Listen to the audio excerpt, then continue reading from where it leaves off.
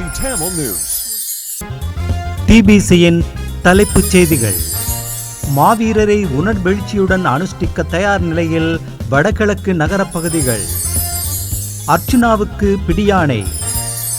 சர்வதேச நாணய நிதியத்துடன் உடன்படிக்கையில் திருத்தங்களை செய்யப்போவதாக தேர்தல் காலத்தில் நாட்டு மக்களுக்கு வாக்குறுதி அளித்த அரசாங்கம் இப்போது அந்த உடன்படிக்கை நிபந்தனைகளுக்கு இணங்கி செயற்படுவதாக உறுதியளித்திருப்பதன் மூலமாக வாக்குறுதிகளை மீறிவிட்டதாக எதிர்க்கட்சித் தலைவர் குற்றம் சாட்டியுள்ளார். ஜனாதிபதி அனுரகுமார திசாநாயக்க டிசம்பர் 3ஆம் வாரத்தில் இந்தியாவுக்கான உத்தியோகபூர்வ விஜயத்தை மேற்கொள்கிறார். முன்னாள் இலங்கை மத்திய வங்கி ஆளுநர் அர்ஜுனா மகேந்திரனை பிப்ரவரி 25ஆம் தேதி முன்னிலையாகுமாறு அழைப்பாணை அனுப்ப கொழும்பு நீதிவான் நீதிமன்றம் இன்று உத்தரவிட்டது. அவைகள் இன்றைய டிபிசியின் தலைப்புச் செய்திகள்.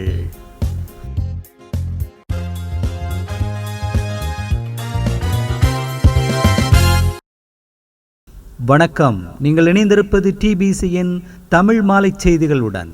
இனி விரிவான செய்திகளை பார்ப்போம்.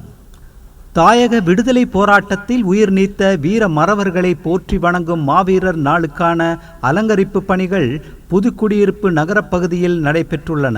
அந்த வகையில் மாவீரர்களை நாளை புதன்கிழமை உணர்வெழுச்சியுடன் அனுஷ்டிக்க புதுக்குடியிருப்பு நகரப்பகுதி தயார் நிலையில் இருக்கிறது.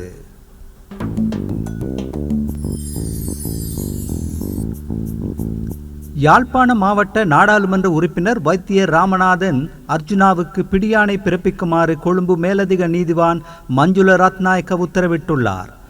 யாழ்ப்பாண சிரேஷ்ட போலீஸ் அத்தியட்சகர் ஊடாக அர்ஜுனாவுக்கு பிடியாணை பிறப்பிக்குமாறு இன்று உத்தரவு பிறப்பிக்கப்பட்டுள்ளது. கொழும்பு பேஸ்லைன் வீதியில் கடந்த 2021ஆம் ஆண்டு மார்ச் 22ஆம் தேதி காரை செலுத்தி சென்ற அர்ஜுனா இன்னுமொரு காரை மோதி விபத்தை ஏற்படுத்தியதுடன் அந்த காரின் சாரதியை தாக்கி கடுமையாக காயப்படுத்தினார் என குற்றம் சுமத்தப்பட்டுள்ளது. இந்த சம்பவம் தொடர்பாக வழக்கு இன்று விசாரணைக்கு எடுத்துக் கொள்ளப்பட்டது. இந்த நிலையில் சந்தேகத்துக்குரிய ராமநாதன் அர்ச்சுனா தொடர்ந்தும் வழக்கு விசாரணைகளில் முன்னிலையாகுவதை தவிர்த்து வருவதால் அவருக்கு பிடியாணை பிறப்பிக்கப்பட்டுள்ளது. இதேவேளை நாடாளுமன்ற உறுப்பினர் அர்ச்சுனாவுக்கு எதிராக குற்றப்புலனாய்வு திணைக்களத்தில் பல முறைப்பாடுகள் பதிவு செய்யப்பட்டுள்ளமை குறிப்பிடத்தக்கது.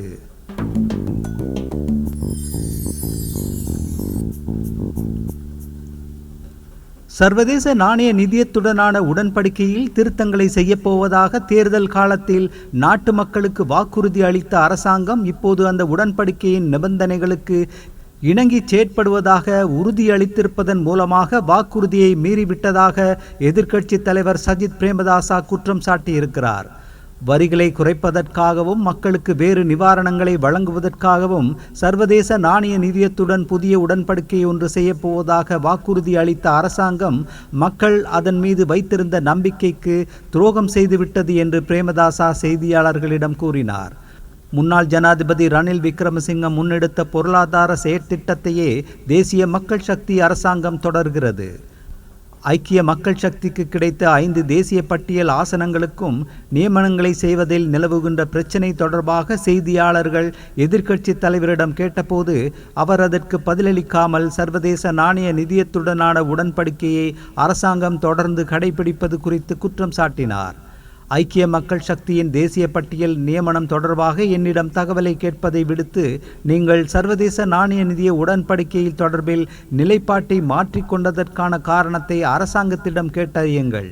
எரிபொருட்களின் விலைகளை குறைப்பதாக வழங்கிய வாக்குறுதிகளை அரசாங்கம் மீறிவிட்டது. மக்கள் வழங்கிய மகத்தான ஆணையை பயன்படுத்தி வாக்குறுதிகளை நிறைவேற்றுவதற்கான ஆற்றல் அரசாங்கத்துக்கு இருக்கின்ற போதிலும் அது உறுதிமொழிகளை தொடர்ச்சியாக மீறி கொண்டிருக்கிறது, மக்களை ஏமாற்றிக் கொண்டிருக்கிறது என்றும் எதிர்க்கட்சித் தலைவர் நேற்றைய தினம் செய்தியாளர்களிடம் கூறினார்.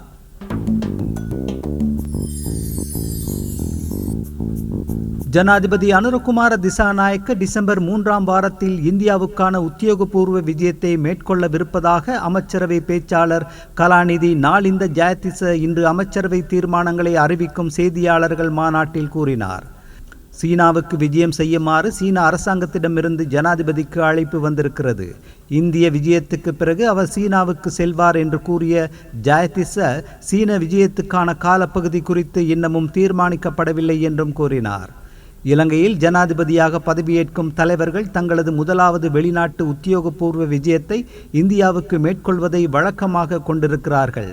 அதன் பிரகாரம் திசாநாயக்கவும் புதுடில்லிக்கே முதலில் செல்கிறார். இந்த வருட முற்பகுதியில் இந்திய அரசாங்கத்தின் உத்தியோகபூர்வ அழைப்பை ஏற்று திசாநாயக்க தலைமையில் தேசிய மக்கள் சக்தியின் தூதுக்குழு ஒன்று இந்தியா சென்று வெளியுறவு அமைச்சர் ஜெய்சங்கர், தேசிய பாதுகாப்பு ஆலோசகர் அஜித் டோவால் உட்பட முக்கிய அதிகாரிகளுடன் பேச்சுவார்த்தைகளை நடத்தவிருப்பது குறிப்பிடத்தக்கது.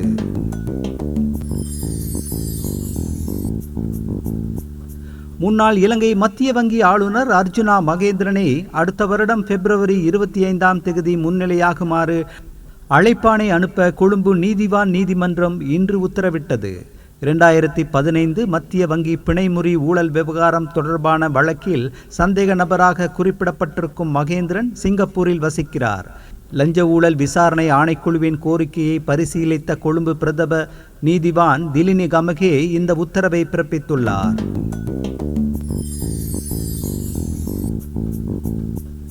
தேசிய மக்கள் சக்தி அரசாங்கத்தின் முதலாவது வரவு செலவு திட்டம் அடுத்த வருடம் ஜனவரி 9 நிதியமைச்சராக இருக்கும் ஜனாதிபதி திசாநாயக்கவினால் பாராளுமன்றத்தில் சமர்ப்பிக்கப்படும் என்று அமைச்சரவை பேச்சாளர் கலாநிதி நாளிந்த ஜெயதிச தெரிவித்தார். வரவு செலவு திட்டத்தின் 2வது வாசிப்பு பிப்ரவரி 17 3வது வாசிப்பு மீதான விவாதம் பிப்ரவரி 21 முதல் 27 வரை நடைபெறும் என்றும் அமைச்சரவை தீர்மானங்களை அறிவிக்கும் செய்தியாளர்கள் மாநாட்டில் இன்று கூறினார்.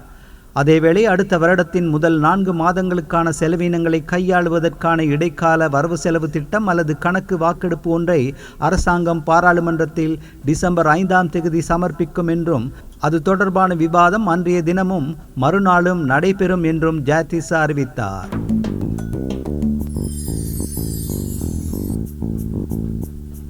தேசிய மக்கள் சக்தி அரசாங்கம் இனமத சாதி அடிப்படையில் அமைச்சரவையை அமைக்கவில்லை என்று அமைச்சரவை பேச்சாளர் இன்று கூறினார். அமைச்சரவையில் முஸ்லிம் ஒருவர் இல்லாததை குறித்து இன்றைய செய்தியாளர்கள் மாநாட்டில் அவரிடம் கேட்கப்பட்ட கேள்விக்கு பதிலளித்த போதே அவ்வாறு அவர் கூறினார். அமைச்சு பொறுப்புகளை கையாளக்கூடிய மிக திறமை வாய்ந்தவர்களையே அமைச்சரவையில் நியமித்திருக்கிறோம். மேல் மாகாண ஆளுநராக முஸ்லிம் வர்த்தகர் ஒருவரும் பிரதி சபாநாயகராக முஸ்லிம் ஒருவரும் நியமிக்கப்பட்டிருக்கிறார். முஸ்லிம்களுக்கு பிரதி அமைச்சர் பதவிகளை வழங்கியிருக்கிறோம். தேசிய பட்டியல் மூலமும் முஸ்லிம் ஒருவரை பாராளுமன்ற உறுப்பினராக நியமித்திருக்கிறோம் என்று ஜெயதிச கூறினார். அந்த செய்திகளோடு நிறைவு பெறுவது டிபிசியின் இன்றைய தமிழ் மாலை செய்திகள். மீண்டும் நாளை காலை வழமை போல் சந்திக்கலாம். வணக்கம்.